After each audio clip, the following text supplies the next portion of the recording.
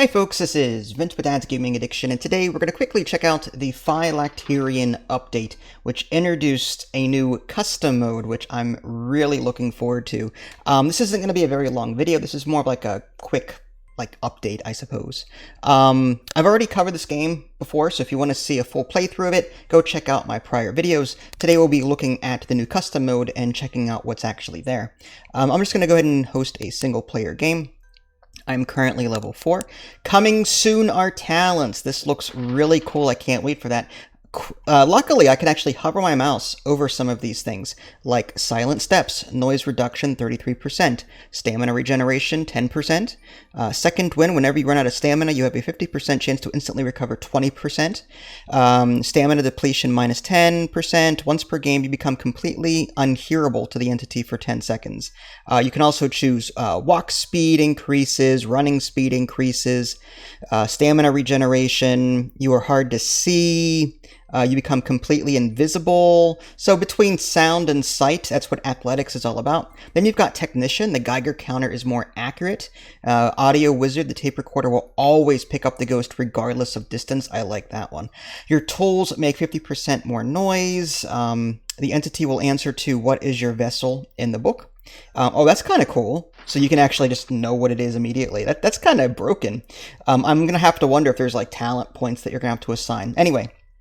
Once per game, you can stun the entity during a hunt for 5 seconds by hitting it with a parapulse. I like that too. Tool hoarder, you can carry more than one tool in your belt. Parapulse provoke chance. Your tools make 50% less noise. You carry tools in your left hand if it is empty. Once per game, you can light a fireplace without a lighter. And then over to spiritism. You can occasionally see the entity even if it is not hunting. Ooh. That's scary. I like that, though. The vessel will not try to hide from you even when you are alive. Wow. Vindictive entities will never pick you as their target if possible. If you carry no tools, except the candle, you can hear the vessel if you are close enough. I love this spiritism tree. That just adds a whole bunch of spookiness factor to it. Once per game, you can see main valves and lighters glow for 20 seconds. Goo Factory. One thing they should probably fix is these tooltips. The bars are kind of going off the screen. Anyway, you can play 6 ghost splats instead of 3. I'm assuming that's like when you're dead. Your ghost splats will sometimes distract the entity during a hunt. They will always pick you as their target. You will hear a low humming sound shortly before a hunt starts. And you can throw the vessel at the ghost to instantly stop a hunt, but the vessel will teleport. Yeah, that's a new thing too. Apparently, like, the ghost's vessel can actually move around the map. I haven't seen that in action yet, nor do I'm a little concerned about that. Anyway, so it looks like they added a couple more maps, and I love the fact that they added little letters next to each map name. That's something I suggested in their Discord, and it looks like they actually went ahead and did that. I'm not going to take credit, of course, but I kind of am. There's 2 small maps, 2 medium, and 2 large. I think the Holloway map is the new one. Difficulty. This is the meat and bones that I just quickly wanted to show you today. Yes, you can choose to drop down beginner, easy, medium, hard, but advanced settings. Look at all of this cool stuff. I love that. Player speed. You can set it on very fast. Of course, there's a save and load up here as well. I'll hit load. And boom, everything changed because that's how I had it in my earlier playthrough. You can change player speed, you can change stamina regeneration, flashlight, and you kind of need that. I don't know why you turn that off. There's no light switches in the game. How many Geiger counters are available? I love this. So if you're playing with multiple people, and you're stuck like, well, I don't want to share this, you know, you can totally turn that up. I love that. The number of books, video cameras, valves, lighters. So if you're having trouble finding lighters and valves in maps, well, you can up your chance of finding one. Provoke chance, how likely the parapulse will trigger a hunt. That's that little thing that looks for distortions, and like you shoot it, you activate it, and it's like, if the vessel is nearby, it'll do something. But typically that pisses the ghost off, but you can affect that here. Entity, you can change the hunt speed. I love slow, foreboding, spooky ghosts, so I have it on very slow, and it's still pretty scary. Just when you're watching it come at you, I think that's scarier than a ghost moving very fast, in my opinion. The fact that you have time to sit there and watch it come at you, I think that's scarier than anything. Hunt duration and grace period. Now, I put a question on the Discord for the developers. I don't know how grace period and hunt duration factors in with each other. Like, hunt duration, I can put it on 15 seconds, but the grace period is 10. So does that mean it only hunts for 5 seconds? Or does it, like, stand still for 10 and then hunt for 5? I wish more information. I wish these tooltips were a bit more detailed than that, so hopefully that's something that they add later on. How often the entity will hunt in the early game, how often the entity will hunt in the late game, hearing, sight, and rage for the entity. You can change it from like very bad all the way up to very good.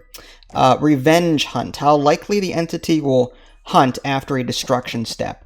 Again, you can adjust this as normal. There's 3 destruction steps, so if you put this to like 100%, it'll hunt every single time you try and complete something. Continued hunt, how likely the entity will continue a hunt after a kill. Doesn't really matter in single player, but laughing, the entity will laugh at you if you make a mistake during destruction.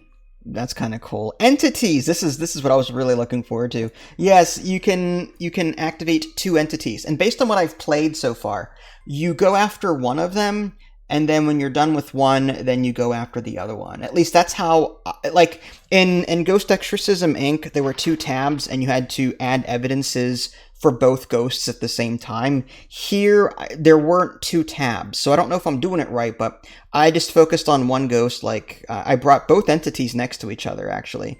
And the one just, I focused on getting evidence for the one, I exorcised it, and then I did the other one. So I don't know, if it's just do one, then do the other one, or if you can do both at the same time. But it's still cool, the fact that you have to get through 2 entities in order to actually win. Activity, how often the vessel will move, glow, or teleport. What's cool is that I've never seen it glow before, except for the playthrough I did off camera. It'll actually glow now, or shake. Instead of just shaking, it'll actually glow, and I like that so much better. Because I booted this up, and I'm like, why are there lights in the environment? I don't remember there being lights. Did a car drive by? What? No, it turned out there was the vessel nearby, and it was glowing the nearby area for a short time. I love that. Teleport, how likely the vessel will teleport. I'm guessing that just simply means, like, jump to a different location on the map. It doesn't really go into detail on that. Radius, how far the entity will wander away from the vessel. You can change that if you want to. Chaos factor, how random the items in the house will spawn. Hunt destruction, if it is possible to destroy the vessel during a hunt. So if it's hunting, can you do exorcism steps? Yes or no.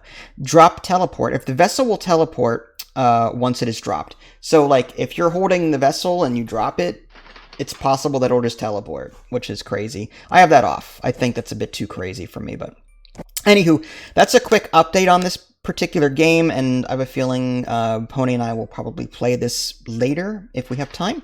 But yeah, that was Phylakterion, if I'm pronouncing that right.